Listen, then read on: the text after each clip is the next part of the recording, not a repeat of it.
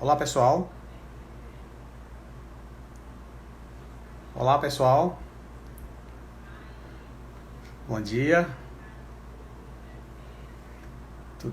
Algumas pessoas chegando aí, né? Vamos aguardar o Paulo Henrique, aguardar os colegas. Vocês estão ouvindo bem? Ok. Débora, Jamile, César. Tá me ouvindo bem? Vamos ver se o Paulo já entrou aqui. O Paulo Feijó para a gente começar a nossa live. O Paulo.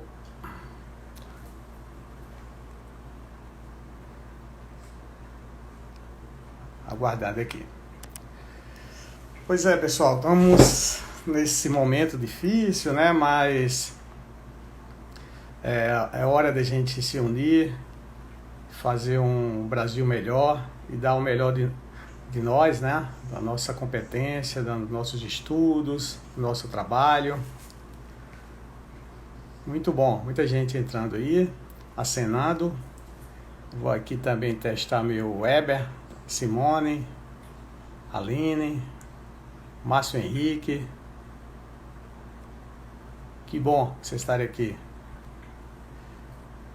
Olá a todos aqui. Testando aqui meu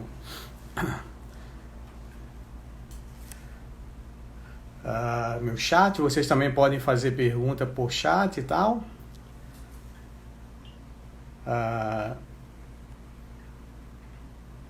Vamos ver aqui.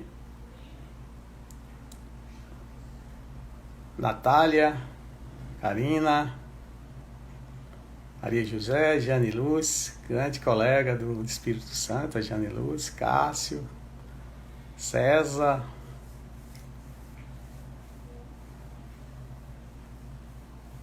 aguardando aqui o Paulo Henrique, tá, pessoal?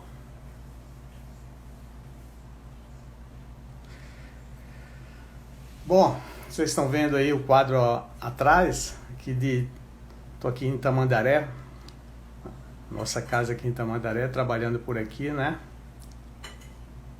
Mais tranquilo.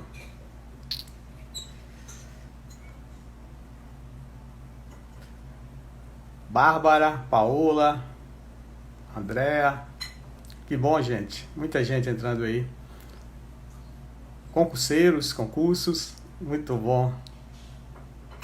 Ricardo Turíbio, professor Humberto, grande amigo, professor Humberto, grande colega do Tribunal de Contas, Ricardo Turíbio. Bom dia, professor Murilo, Gilvânia. Bom dia, gente.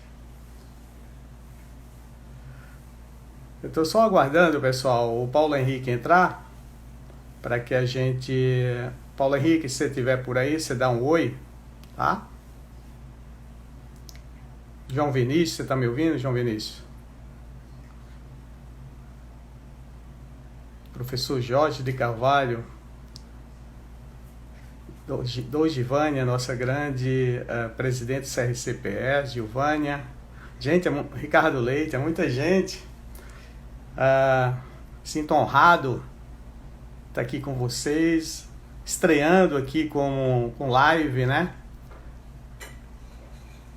E é um privilégio, né? Porque nós estamos mudando a nossa forma de atuar nas palestras, na docência, profissionalmente também, diante dessa situação. Então, estamos aprendendo a conviver. E tia Creuza, minha grande tia Creuza. Bom dia, Dogivânia. Gratidão pela sua presença também, tá? Bom, deixa eu ver se o Paulo entrou aqui para a gente começar, né? Para a gente não perder tempo, nós vamos ter só uma hora, 60 minutos nas nossas lives, né? Mas que é tempo suficiente para tratarmos desses pontos, para não ficar também tão cansativo. O Milton Botelho, né? Tô vendo por aqui. Eu só preciso que se o Paulo Henrique estiver aí, ele, por favor, der um aceno para entrar aqui na live.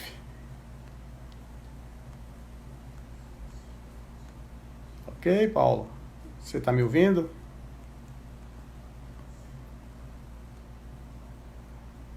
Muito bem, pessoal. O CRC de Pernambuco, né? Ele está trazendo para a gente essa possibilidade.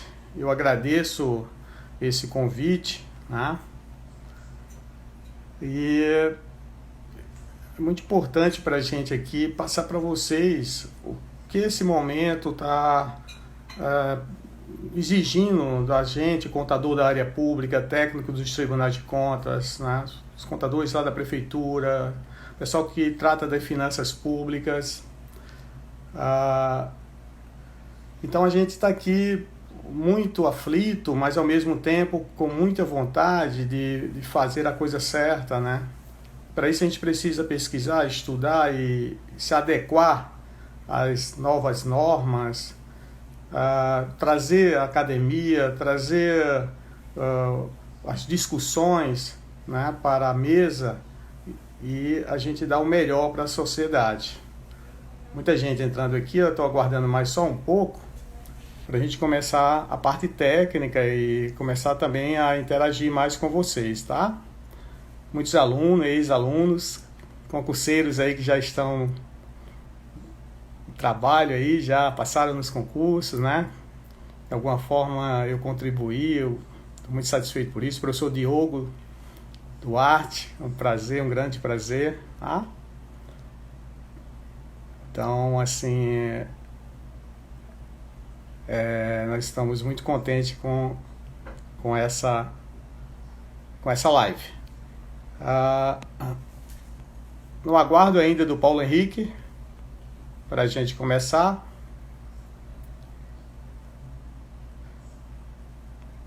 Por favor, Paulo, se você tiver aí, dá um aceno, tá? Paulo Henrique Feijó, por favor.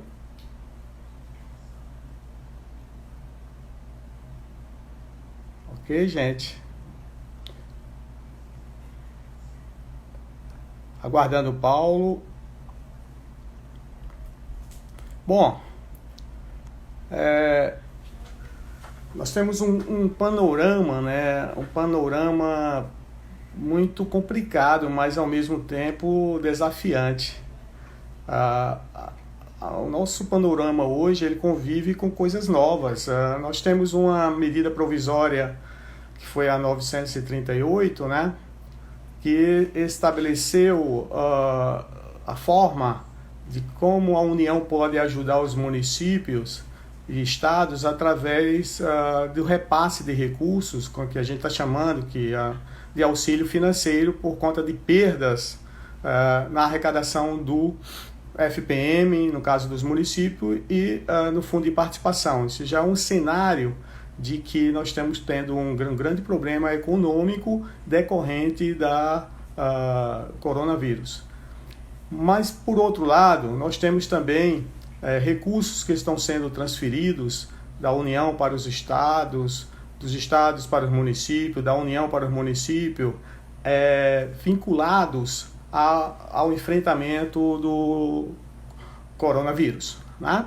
E aí esses recursos, eles normalmente têm que ser gastos com a saúde. Daí nós temos que lidar um dia a dia com a contabilização desses recursos para o enfrentamento das emergências, das aquisições, das licitações. Então, o gasto do recurso ele tem que ser de uma forma muito transparente para que a sociedade realmente veja o que está sendo feito, porque esse recurso ele é escasso, ele é um recurso que vem de emissão de títulos da dívida pública. Nós vamos ter que pagar esse recurso um dia lá na frente, então nós temos que ter todo o cuidado necessário para que a gente possa fazer o melhor com ele, né? Ser eficiente, ser eficaz, ser efetivo.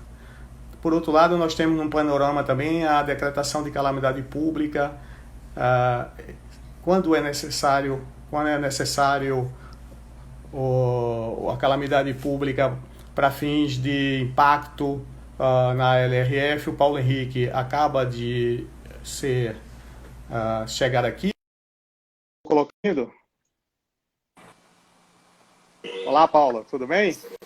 Desculpa aí, tá apanhando aqui com esse Instagram aqui, cara. Ah, não se preocupa, meu amigo. A gente tá todo mundo conversando, né? A minha Peço primeira desculpas. live aí também, não tem problema. Eu já estava iniciando aqui, Paulo, seja bem-vindo. Paulo Henrique Feijó não Obrigado. precisa de apresentação. Ele é um grande amigo de longas datas.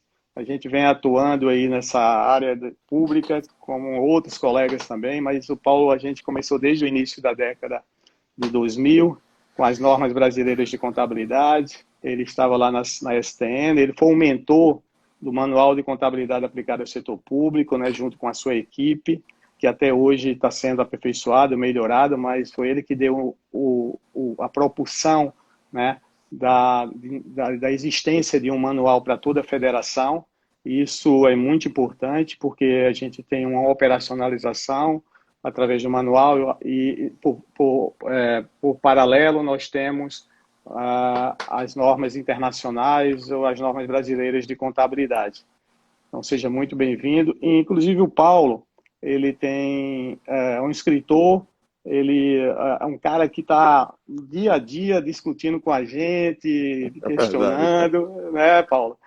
E eu acho a construção do debate muito importante porque nós, quando estamos debatendo e com a cabeça aberta, nós vamos chegar sempre em algum lugar. Quando estamos debatendo com a cabeça fechada ou cada um defendendo o seu espaço, de fato fica difícil, mas na construção do conhecimento a gente tem que estar com a cabeça aberta, estudando, discutindo e bola para frente, melhorando a situação cada vez mais. Então, Sem Paulo, preconceito, né, João? Sem um sem pré-conceito. preconceito. Exatamente. É, Muita gente entrando aí, muitos colegas da nossa área, você deve estar vendo aí, tô vendo, assim. falando aqui, estamos enfrentando, a gente tem a questão da calamidade pública, das medidas provisórias, da gestão dos recursos destinados à pandemia, a questão das fontes de recurso, como vai utilizar, como não vai utilizar, se é preciso criar fontes, se não é preciso.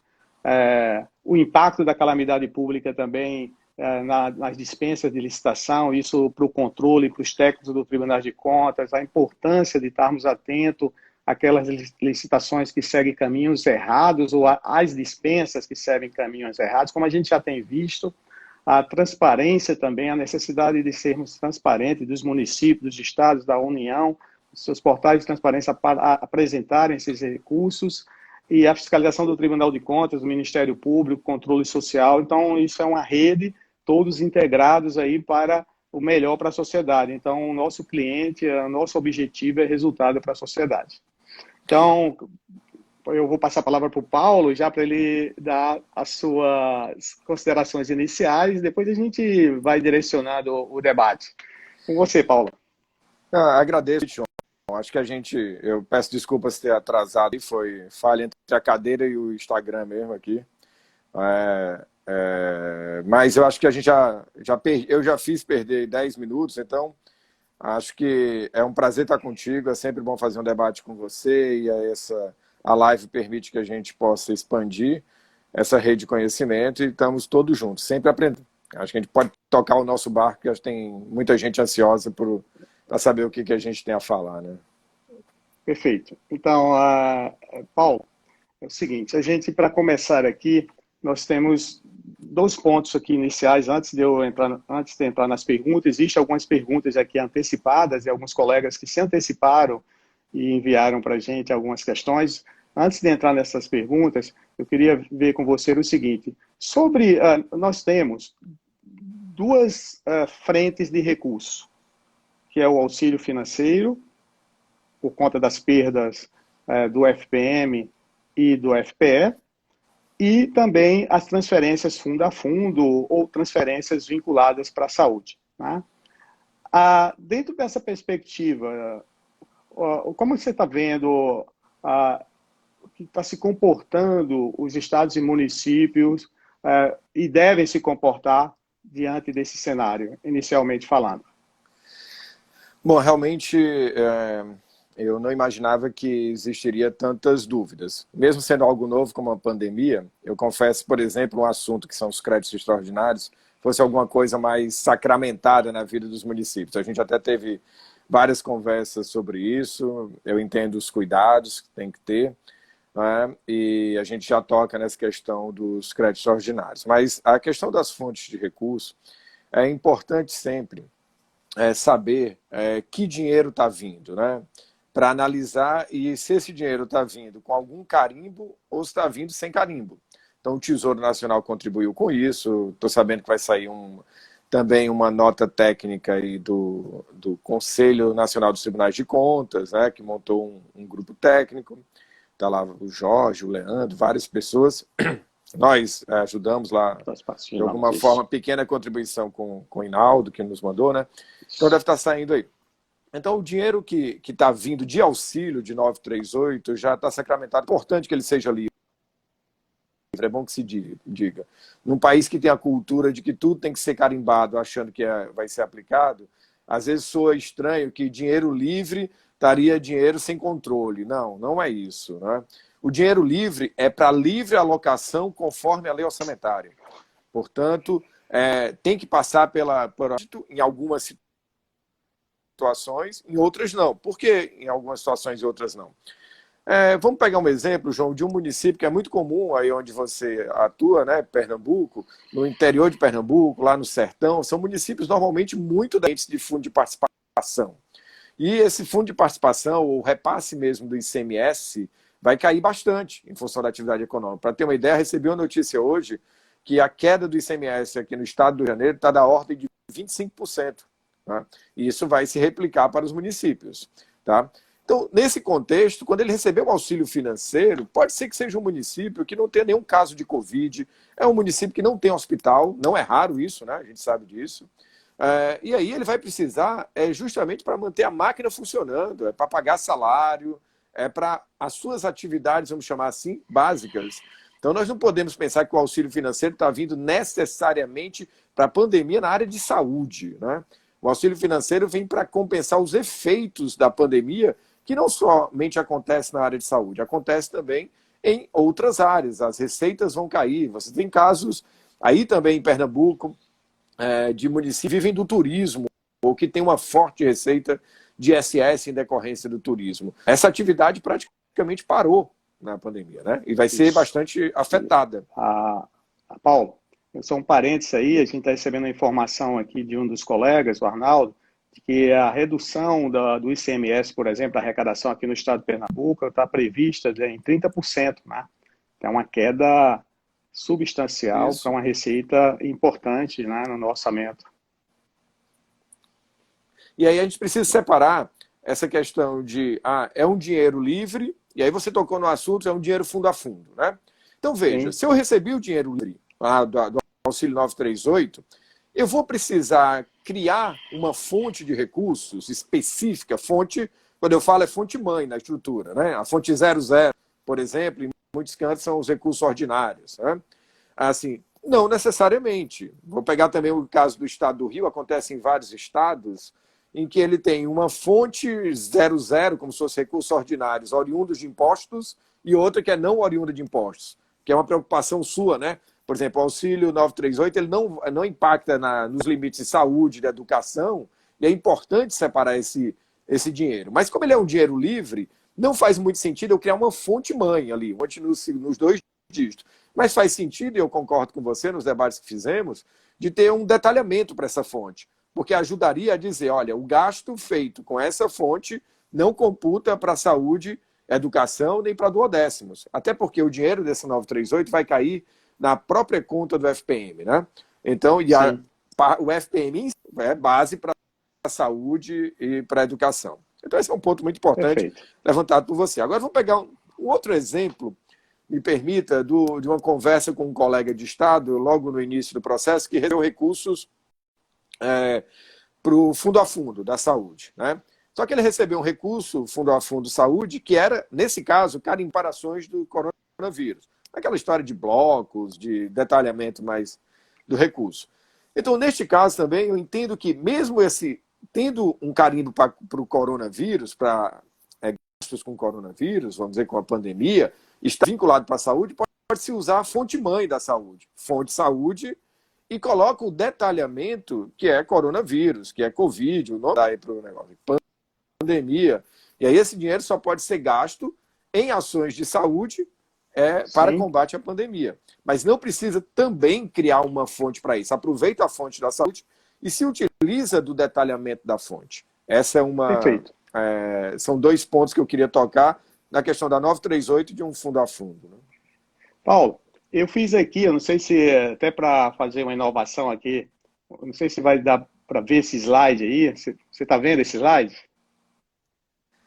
No meu caso aqui está um pouquinho embaçado para mim, mas eu não sei se é um pouco da transmissão também aqui, não sei. Também, né? Tá. Não sei se quem está assistindo está conseguindo ver, pode ser. Não sei se o pessoal está vendo, mas assim, você está ouvindo? Eu estou ouvindo. Paulo? Eu estou te ouvindo. Oi, João. Estou te ouvindo. Ok, está me ouvindo. Te ouvindo. Então, na realidade, depois eu passo para o pessoal também esses slides. Na realidade, é só para mostrar didaticamente, porque a gente tem muita gente aí também estudante e tal, e às vezes não tem aí um entendimento do que seja fonte, mas na realidade a fonte... Só para te dizer que o pessoal está comentando que está embaçado mesmo, tá? Não é meu problema, né? De miopia, então, não, né? Então, tá bom, estou vendo aqui, tá certo, tá ruim. Então, depois eu passo esse material, realmente não dá para fazer aqui na live. De que a gente tem a fonte do recurso controlada pela receita, quando ela entra, e controlado pela despesa, quando ela sai.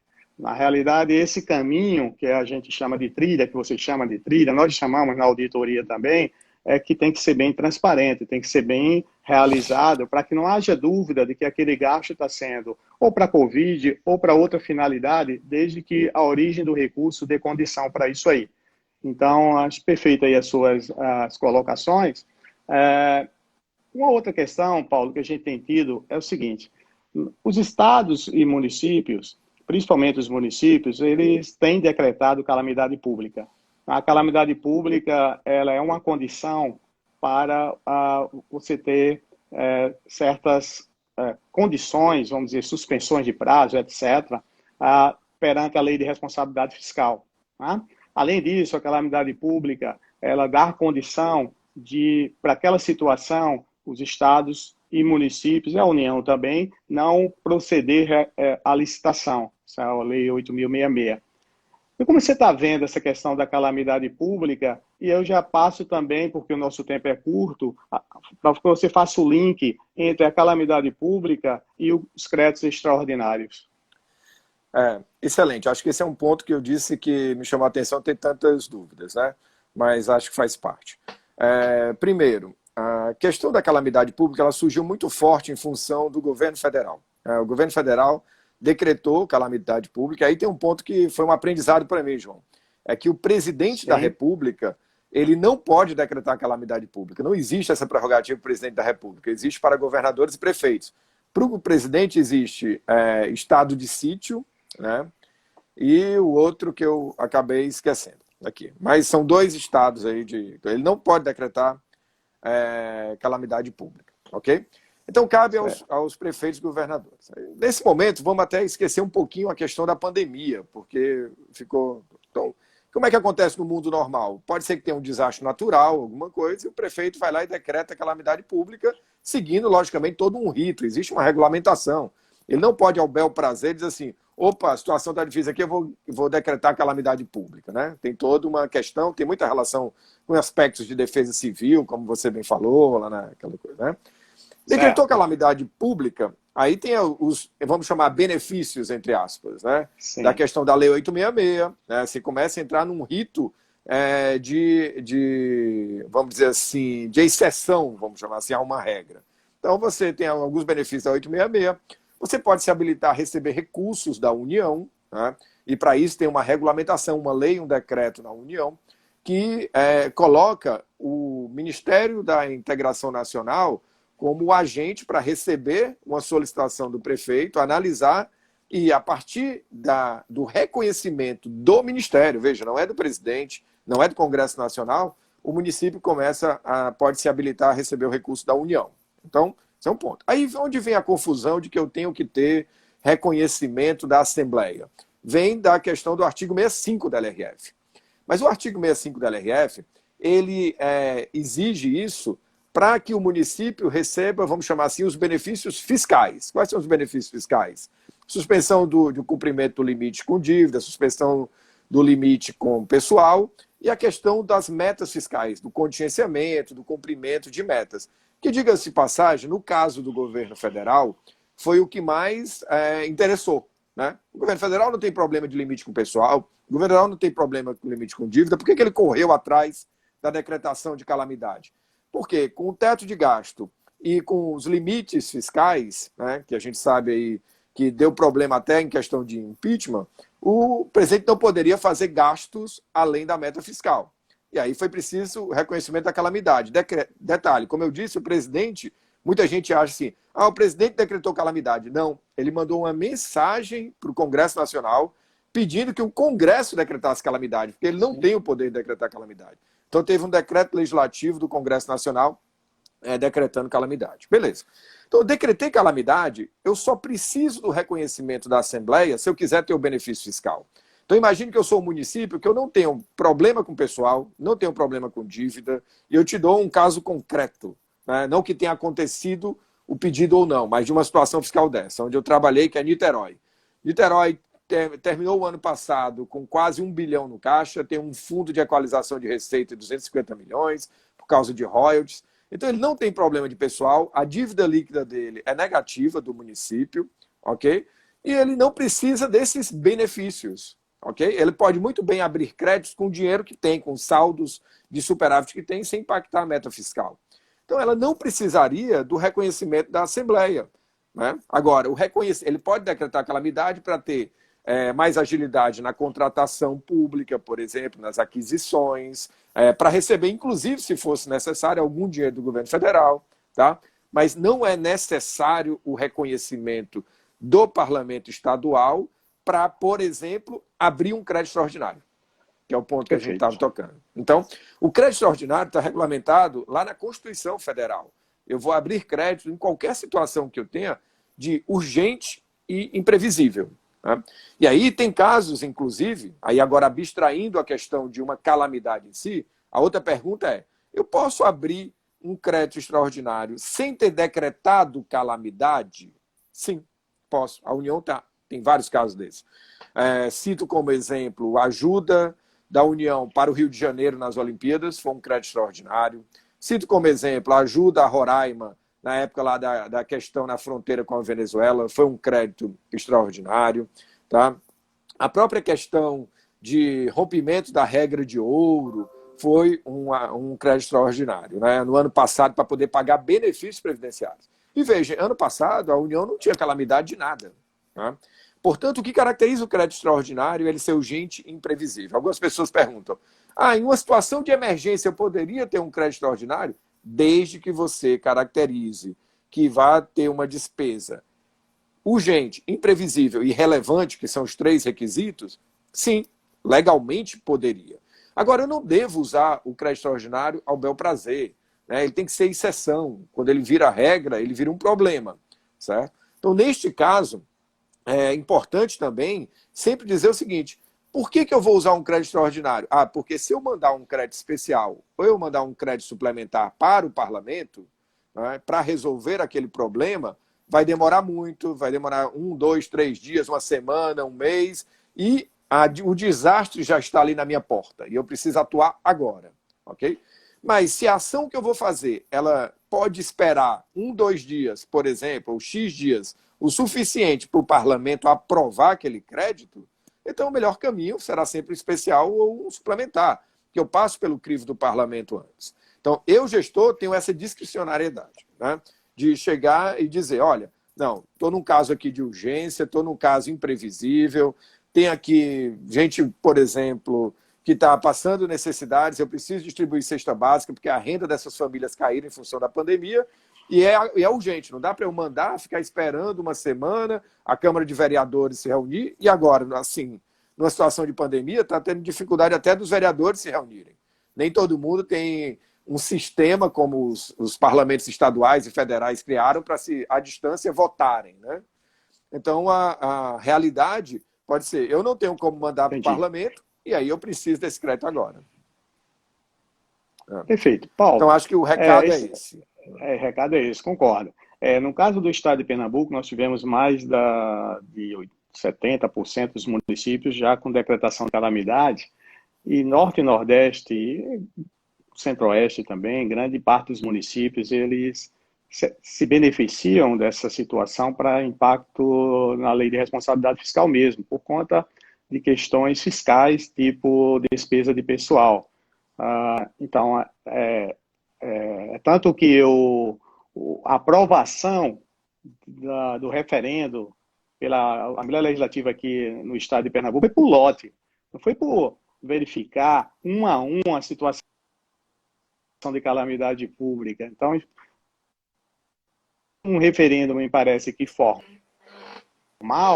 do que propriamente da calamidade pública em si, lista de cada município. Então, eu concordo com você, né? Eu cheguei à conclusão de que a mais importante é que essa decretação ela seja feita com evidências de que realmente existe a calamidade pública e de que tem um órgão técnico como a Defesa Civil que possa estar, e a sociedade, o Ministério Público e o próprio Tribunal de Contas, estar atento a essas situações, para que você não tenha a situação de calamidade pública sendo decretada por mero benefício do município, sem você ter uma vinculação àquela situação. Então, há muita gente perguntando aqui também, Paulo, sobre a questão do crédito especial, se é necessário o crédito especial nesse momento de pandemia. Eu vou responder essa pergunta rapidamente para a gente passar para outra situação, que você já falou do crédito extraordinário. Se o recurso ele é para... Se nós estamos no estado de calamidade pública e se o recurso é para ser tratado, ou a despesa é para ser tratada para a pandemia, deve-se abrir o crédito extraordinário. Não necessariamente tem que ser um crédito especial. Se você está dentro da emergência, na situação da calamidade pública, você pode abrir o crédito extraordinário. Uma situação, Paulo, que eu gostaria de colocar para você e para o pessoal, uma boa, vamos dizer assim, técnica, ou melhor dizendo, um bom controle que está sendo feito aqui pelo Estado de Pernambuco, no seu portal de transparência, no sentido de que toda despesa relacionada com o coronavírus, ela tenha um histórico informando que aquela despesa, no empenho dela mesmo, seja para o coronavírus, mesmo que em ações em que os recursos não haja vinculação. Então, é possível, através da captação, a coleta de dados, a estratificação desses dados do sistema, por terminação coronavírus, você até apanhar todos os empenhos feitos por secretarias diversas, no orçamento fiscal, sem vinculação, que esteja vinculado ao coronavírus. Então, o Estado de Pernambuco está fazendo isso no seu portal, ele está fazendo um rastreamento, né, pelo nome coronavírus. Então, aquela secretaria lá, seja lá que for lá, fez alguma compra para coronavírus, e coloque isso aí para identificar, porque nem sempre a gente vai ter o controle de fontes aí amarrado como a gente gostaria de ter. Tá? Isso é bem transparente e os empenhos ficam lá dentro do portal para que qualquer pessoa possa olhar, verificar, etc. O que você acha dessa... Então, acho muito interessante. Na verdade, tem que existir um planejamento aí, vamos dizer assim, de que classificador orçamentário será mais forte para identificar os gastos com a pandemia, né? Eu já escrevi artigos sobre isso, comentei. Então, para mim, tem duas possibilidades. Uma delas é criar um programa, e eu crio um programa de combate à pandemia, certo? E esse programa vai articular um conjunto de ações já existentes, pode ser, por exemplo, uma ação de distribuição de cesta básica poderia ser associada a este programa. Eu já tenho essa ação, Aí, neste caso, eu também posso criar uma ação específica de combate à pandemia. No caso da União, foram 4. Vejam que a gente tem, volto a enfatizar, a gente tem sempre em mente que a ação é sempre na área de alguma coisa relacionada à saúde, mas, por exemplo, a União no Corona Voucher lá, né, a maior despesa dela está sendo nesse voucher, né, no pagamento de R$600. auxílio às Paulo? pessoas... Oi, oi. Tá me ouvindo? Tá me Oi, ouvindo? Tá tudo Paulo. certo? Oi, oi, Sim, tá me ouvindo? agora sim. Tô Cortou sim, pode aonde? Que eu posso continuar. começar. Tá? Então, eu estava falando que no caso da pandemia, tem ações, e no caso da União, por exemplo, o gasto maior está sendo lá no Corona Voucher, no apoio que está sendo dado às famílias mais vulneráveis em função da pandemia, por causa da quarentena. Né? E aí, nesse contexto, quer dizer, eu poderia ter um programa com um conjunto de ações, e algumas delas padronizadas, inclusive para o coronavírus. E o coronavírus poderia ter mais de uma ação de coronavírus também mais nas questões de saúde, uma ação de coronavírus mais para a questão de apoio aos vulneráveis, que foi o que a União fez. Então, poderia ter o programa e poderia ter a ação os dois juntos. Mas eu posso ter, simplesmente, só ação, não crio o programa, crio uma ação, ou mais de uma ação, né, e marco no meu orçamento. É lógico que do lado de vocês, João, tem uma dificuldade, que é o seguinte, no município A, ele cria a ação 0001, né, o município B, cria a ação 0010. Então, a codificação não é padronizada. Ele teria que mandar para o tribunal, em algum sistema, para o tribunal capturar, assim, ó, as minhas ações de coronavírus são essas, essas e essas, e vocês marcarem no sistema de vocês essa informação. Né? Ou seja, eu vejo como ponto de controle, cria programa ou criação. Agora, vamos para o detalhamento da fonte. O detalhamento da fonte é um controle para mim, complementar. Por que ele é complementar? Primeiro, porque detalhamento da fonte não aparece no orçamento aprovado. O que aparece é a fonte, mas não ela detalhada. Então, se ela não aparece no orçamento aprovado, no crédito aprovado, vai ter limitações para o controle acompanhar o que foi aprovado e o que foi executado. Ok? Por outro lado, o detalhamento da fonte atua num campo que o crédito em si não atua. Por exemplo, quem trabalha no caixa, com dinheiro, ele pode ter a necessidade de receber um dinheiro, por mais que seja livre, e ele queira segregar na sua disponibilidade aquele dinheiro e dizer assim, esse aqui é para as ações de coronavírus, né, do combate à pandemia. Então ele cria um detalhamento, eu tenho brincado com um detalhamento 19, 19, 19, para fazer homenagem ao vírus. Então criou o detalhamento e na sua disponibilidade ele poderia ter uma fonte 100, 0000, e uma fonte 100 detalhada, 19, 19. Porque é isso, ele está dizendo que parte do dinheiro da fonte 100 vai ser usado em combate à pandemia. E isso ajuda a rastreabilidade do dinheiro.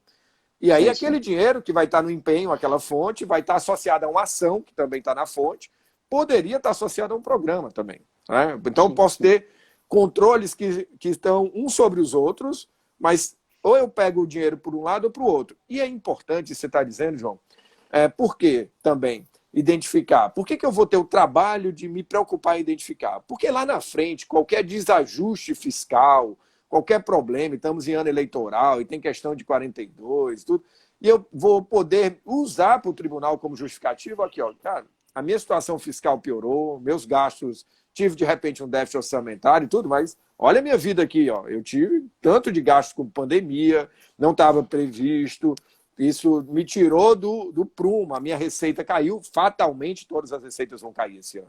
Não tem, dificilmente vai ter um estado ou município que aumente sua receita. Então, o cenário fiscal, ele é um cenário fiscal difícil para todo mundo. Né? E é importante também, junto com essas, vamos dizer assim, liberdades que estão dando, a partir disso, essa flexibilidade, que não abuse, que não faça disso uma farra fiscal. Pelo contrário, o gestor tem que ser, nesse momento, muito prudente. Né? Muito prudente não quer dizer que ele não vá gastar para salvar vidas, para manter as coisas funcionando, para ativar a economia local, mas de que não, que vai olhar para o futuro, não vai olhar só o presente e gastar pensando que tem tudo. Tem que olhar para a sua capacidade fiscal também, até porque só quem tem capacidade de emitir moeda, de gerar empréstimo, basicamente, é a União. Os estados e municípios são muito limitados na questão de buscar outros recursos. Então, o dinheiro pode faltar. Inclusive, Paulo, inclusive que você falou aí da emissão da moeda, a gente sabe que esse recurso do coronavírus, né, ele é todo oriundo da emissão de títulos. Ele vem ele vem acrescentado do déficit do resultado primário, que você é especialista nisso, você sabe disso. E eu estava falando no início, antes de você entrar para o pessoal, que nós vamos pagar essa conta lá na frente, como você disse também. Então, se esse recurso ele é mal gerido, se esse recurso ele é desviado, como nós temos visto em algumas situações, se esse recurso é utilizado para eleições, se ele é aproveitado de má fé, então, na realidade, a gente está pagando duas contas, a gente está jogando dinheiro no ralo para pagar depois, a gente não, de alguma forma, a gente está se comprometendo de duas vezes e isso faz muito mal para a sociedade e para nós contribuintes. Paulo, uma das questões que o pessoal está colocando aqui é a questão de transparência, de padronização. Quando você falou em fonte aí, eu até já tinha conversado com você e falando aqui com o pessoal também, os tribunais de contas, o Tribunal de Pernambuco, por exemplo, ele está tratando, está estudando como vai recepcionar essas informações do Covid. Porque, de fato, os tribunais têm coletores de dados, aqui nós temos o nosso coletor é o Sagres, né? E aí o nosso Sagres, ele recepciona essas informações, contabilidade dos jurisdicionados. E essas informações elas têm que vir de forma que a auditoria possa fazer o controle também, né? Ou seja, a auditoria ela tem feito hoje o controle através, basicamente, né, muitas ferramentas de inteligência. Então, para que você tenha essa inteligência funcionando, você tem que ter a informação fidedigna e tal. Então, nesse sentido, a complementação da fonte ela é muito importante. Mas eu diria mais, o rastreamento da despesa, como o Estado de Pernambuco está fazendo, tem sido um bom exemplo que nos veio também por conta da pesquisa por palavras, pesquisa por empenho mesmo. Vai ser algo que a gente vai ter que fazer em paralelo a esse controle de fontes. Tá certo? Eu tenho uma pergunta aqui do nosso colega Vilmar Pires, você conhece lá de Caruaru? Grande Vilmar, de Caruaru. Isso, é o contador lá do Cespan, inclusive o pessoal do Cespan, né, a sua maioria está aqui, eu agradeço lá a todos estarem aqui. Nós estamos com 174 pessoas nesse momento, né, muito importante, e é uma área bem específica, é uma área bem técnica, como a gente sabe, mas é importante ter esse povo aqui todo aqui para a gente trabalhar e discutir. Bom, a pergunta do Vilmar é o seguinte: mesmo considerando que o crédito extraordinário não precisa de indicação de recurso para ser aberto, como proceder em relação à reserva de contingência? Bom, vamos lá. Esse é um assunto também que eu já escrevi bastante, até gravei alguns vídeos, né? Mas o crédito extraordinário, ele tem a prerrogativa de não indicar a fonte.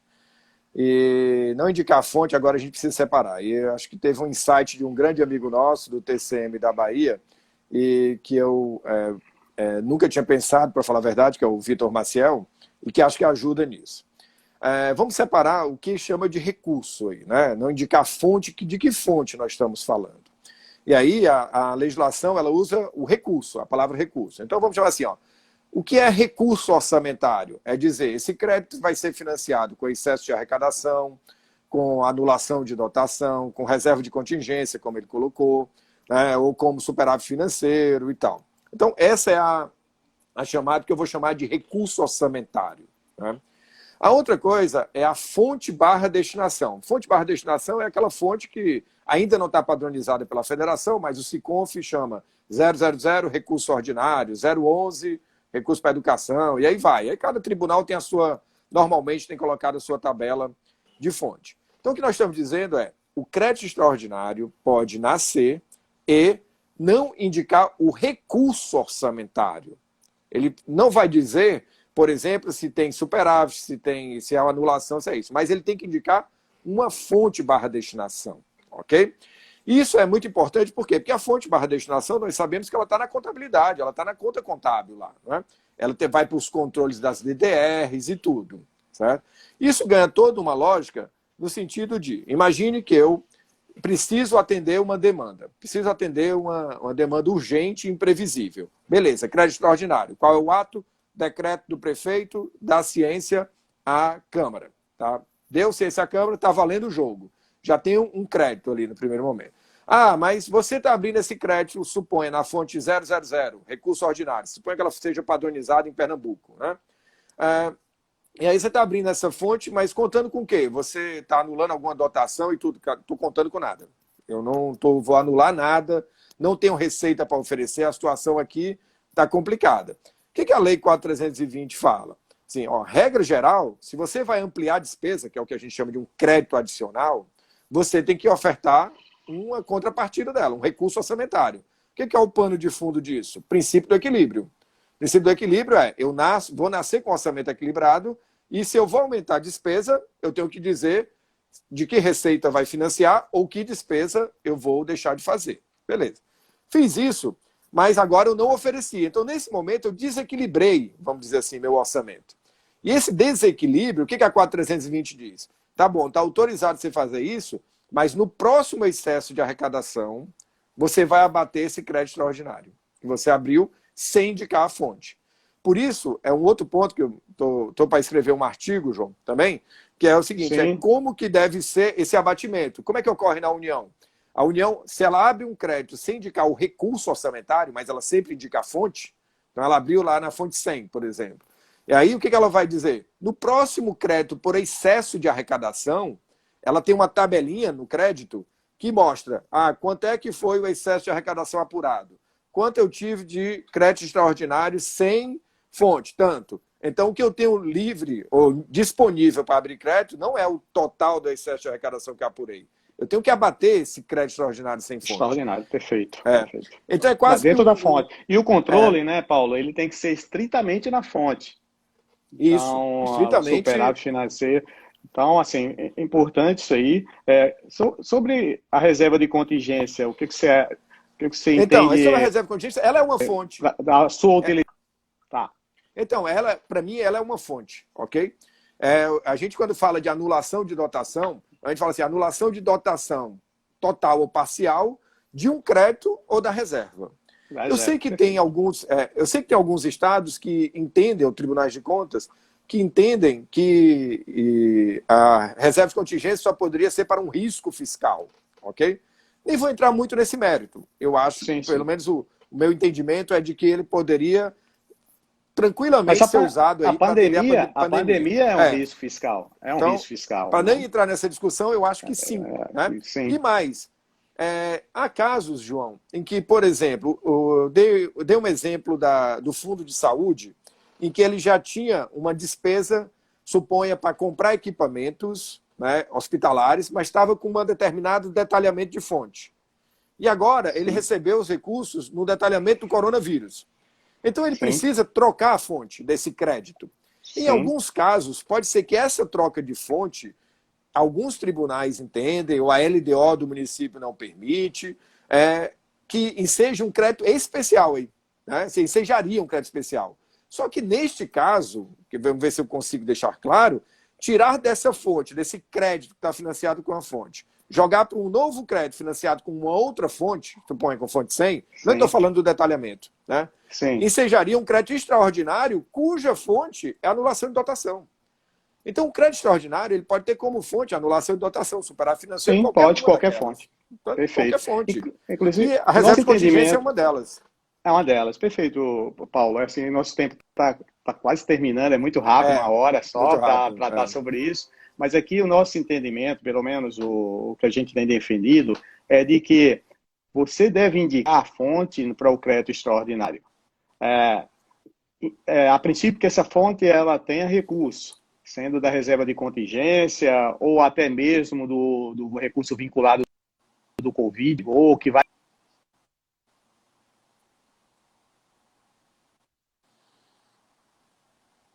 o crédito adicional, melhor dizendo, no crédito adicional ou no sistema, fonte empenhada fique negativa. Porque você, quando está empenhando esse recurso, obviamente, você vai ter uma fonte negativa. E o crédito extraordinário você vai poder empenhar sem a fonte. Então, assim, a princípio, se coloca a fonte como você... Deixa eu colocar uma outra pergunta aqui para eu... Oi? Oi, Paulo, posso falar? Oi, estou te ouvindo. Pode falar, estou te ouvindo, Okay. Pode falar. Então, vou colocar outra pergunta. Ok, a pergunta aqui é do nosso colega Eber, contador lá de Caruaru também, é muito atuante, professor também de faculdades e tal. Ele fala sobre a questão das regulamentações.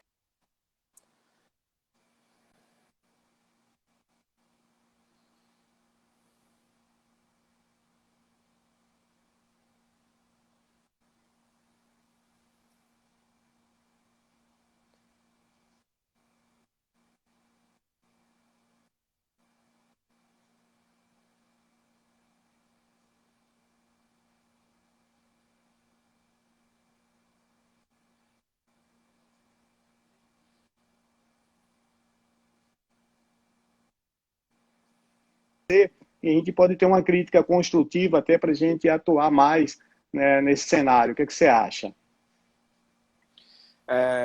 João, quando você estava falando, estava tendo para mim alguns cortes. Eu entendi que você Tá. está tendo alguma regulamentação da STN, de alguns órgãos de contabilidade, é STN, isso? a ANM, isso, Consens, Tribunais de Contas, mas a pergunta do É, Weber é se o CFC também não deveria estar aí nesse cenário, né? A gente está representando o CFC aham. aqui, né? Mas nós estamos aqui também trabalhando com debate construtivo e a gente pode até levar isso para o É, CFC. Eu gostaria que você fosse rápido aí, porque daqui a pouco a gente vai ter que encerrar. tá. De forma bem objetiva, eu acho que o sistema CFC-CRC deveria estar participando, mas de uma forma conjunta, numa parceria saudável que sempre existiu entre STN e CRC-CFC. Quanto mais a gente dialogar para juntar vamos dizer assim, dar uma limada nos entendimentos, dar uma organizada, melhor, porque senão corre o risco do Tesouro falar uma coisa, o CFC falar outra, o Tribunal fala outra, e no final das contas o gestor fica perdido. Então, quanto mais alinhar no nível técnico, a iniciativa do Hinaldo de ouvir outras partes, a nota técnica do Tesouro é fundamental nesse momento. Perfeito. Ok. Então, eu também acho, eu entendo que o CFC ele deve estar alinhado com tudo isso, né? Não só fazer a discussão em lives e tal, mas também dentro das normas, até porque as normas são de contabilidade, muitos registros são de contabilidade, e o CFC deve estar atento aí, alinhado às normas internacionais e às normas brasileiras de contabilidade. Paulo, com relação ao artigo 42, a gente não pode deixar de falar aqui, nós estamos no último ano de eleição, certo? Nós estamos em situação, o artigo 42 é o que trata sobre a pagar em final do mandato, né? Sem lastro financeiro, obviamente. Né? Explicando melhor para o pessoal, é aquela despesa que é realizada de um exercício para o outro e não paga no final do exercício e um gestor deixa para o outro pagar, mas não deixa o dinheiro. E a lei de responsabilidade fiscal, ela proíbe essa realização de despesa. Mas nós estamos num ano atípico, um ano de final de gestão, ele é um ano de calamidade pública, de coronavírus. Como você vê a questão das despesas sem lastro financeiro, que vão passar provavelmente de um ano para outro em relação ao artigo 42? Então, vamos ser bem objetivos para ver se a gente responde mais perguntas até o final. Artigo 42, não tá no rol dos benefícios que o artigo 65 da LRF traz. Né? Também Perfeito. tem um rol de benefícios que é a decisão do Alexandre de Moraes. O Alexandre de Moraes tirou algumas outras amarras além do artigo 65, né? Como amarras lá do 16, Perfeito. 17 da LRF e outros. Mas ele não tirou do 42. Então, o 42, nesse momento, em tempo de pandemia, está intocável. Está valendo a regra, ok? A menos que alguém, eu só vejo o Supremo dizer que não poderia. Tá bom. Então, se o 42 está valendo, o que tem que chegar? Quando chegar no final do ano e eu não tenho disponibilidade de caixa para os compromissos assumidos, para as obrigações assumidas, sim, no primeiro momento cabe dizer, você não cumpriu o 42. Logicamente, estamos falando por fonte de recurso, né? E aí, nesse momento é que é importante o assunto que nós discutimos, que é poder identificar quais são as despesas com a pandemia. Porque isso pode ser um atenuante. Então, eu sou um gestor e terminei com a fonte invertida. Terminei com mais obrigações do que dinheiro. Aí eu vou chegar para o meu auditor, João Eudes, que vai chegar assim, pô, Feijó, você descumpriu aqui o 42. Aí eu vou dizer assim, pô, João, mas olha aqui, ó, a quantidade de gasto que eu tive nessa fonte para combater a pandemia. Né? E por isso eu não consegui, eu precisei atender a população e tudo. E aí caberá ao Tribunal de Contas fazer essa análise de mérito, na minha opinião. Então é importante que o gestor saiba que não está livre do 42 e que é importante ele ter uma catalogação, um registro com pandemia que pode ser utilizado para justificar isso, dependendo da análise do Tribunal de Contas. Essa é a minha opinião.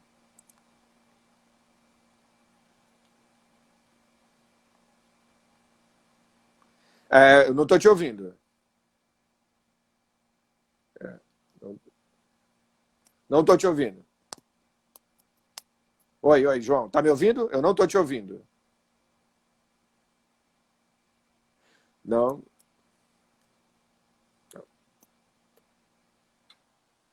Você está me ouvindo? Você consegue me ouvir?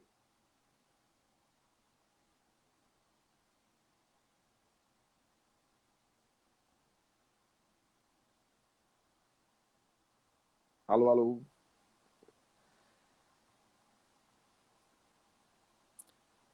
É, eu não sei se o pessoal que está assistindo está me ouvindo ou não está ouvindo o João. Podem dar notícia aí? Para saber se é um erro geral? Sem áudio meu e do João Eudes ou só do João Eudes?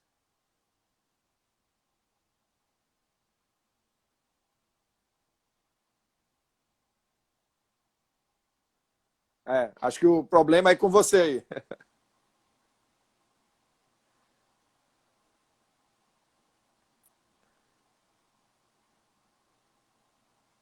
Ok, o pessoal está dizendo que está me ouvindo. Tudo. Eu vou aproveitar, já que o João, já que calaram o João, eu vou, então me ouvindo, eu vou falar até que ele resolva o problema dele. Aí ele me interrompe aqui. Né? Estamos no final, tem 5 minutos. Eu vou, de alguma forma, recapitular aqui o que eu acho nessa coisa assim. Quais são os cuidados que tem que ter? Tá? Primeiro cuidado, o artigo, o crédito extraordinário não é somente para atender calamidade, é para atender despesas urgentes, imprevisíveis, que sejam relevantes.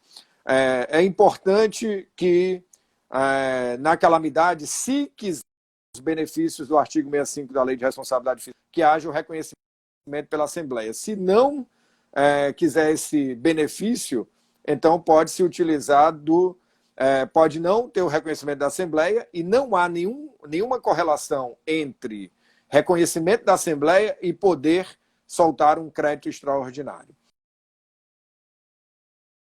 Ter recurso orçamentário, a fonte barra, se você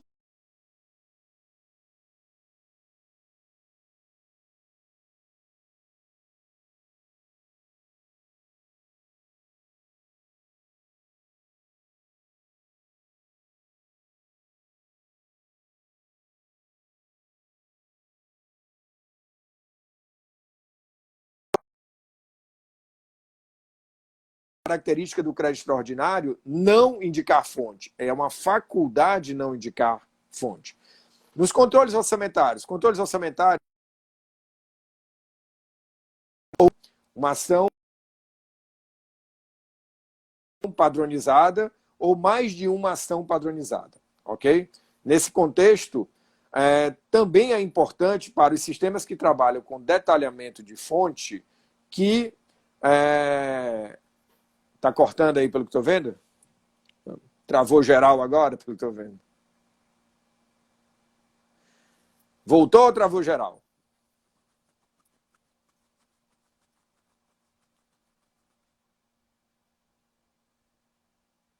Voltou. Então, se voltou, eu tenho 3 minutos aqui. Eu estava falando, então, que é importante que nos classificadores orçamentários se crie uma ação padronizada. Outro caminho é criar um programa e que ele articule um conjunto de ações. Mas sempre uma ação padronizada, ela vai ser importante. Outro controle orçamentário seria o detalhamento da fonte. E o detalhamento da fonte é importante, mas ele não aparece no orçamento, né? Ele aparece na execução. Portanto, é importante que esse detalhamento seja utilizado muito mais para a rastreabilidade do dinheiro. Ok? Outra questão que a gente abordou é em relação ao 42. O 42 continua valendo. É importante que o gestor tenha muita atenção nessa fase para que não transforme a pandemia numa farra fiscal e depois tenha problema na prestação de contas. E aí esses assuntos se interrelacionam, por quê? Porque a classificação orçamentária adequada para identificar o gasto com a pandemia pode ajudar a justificar, por exemplo, um